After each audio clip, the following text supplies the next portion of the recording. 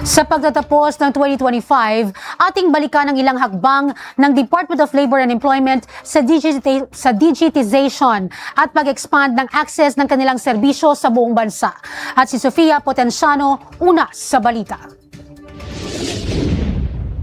Alinsunod sa direktiba ni Pangulong Ferdinand R. Marcos Jr. na gawing mas madali at efficient ang serbisyo ng gobyerno para sa milyon-milyong Pilipino, mas pinalakas ng Department of Labor and Employment ang digital system operations at mga programa nito noong 2025. Kabilang na dito ang patuloy na pag-aayos ng mga alitan sa pagitan ng mga employer at employees, pagsagot ng mga katanungan hinggil sa labor at employment, pagbibigay ng plataporma para sa mga job seekers, agarang pagbabahagi ng impormasyon at iba pang mga serbisyo.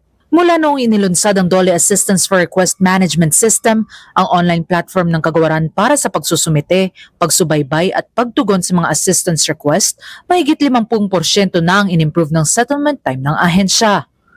Para naman sa mga manggagawang nangangailangan ng payo o impormasyon, patuloy na nagsisilbing sandigan ng DOLE Hotline 1349.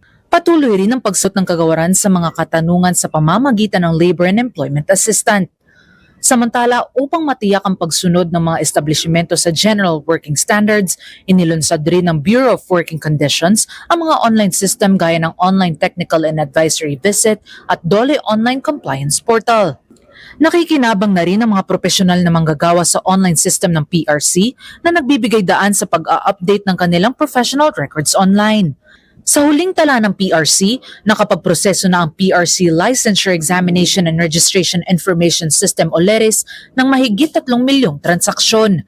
Kabilang na ang exam application, oath-taking, registration, pag-renew o pagpapalit ng ID at pag-issue ng sertipikasyon.